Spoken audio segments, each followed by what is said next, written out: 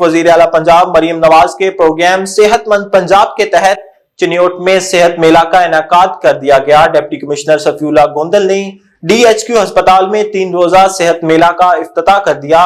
Deputy commissioner Safiullah Gondal ने कहा कि हेल्थ मेला वजीर आला पंजाब मरियम नवाज के हुक्म पर महकमा primary and secondary health care के ज़ेर एहतमाम सूबा भर में मनाया जा रहा है। जिला भर में DHQ, 2 THQ, 3 rural health centre और 3 बैक्स हेल्थ यूनिट्स पर हेल्थ वीक कैंप लगाए गए। 3 रोजा हेल्थ कैंप्स 22 नवंबर तक जारी रहेगा।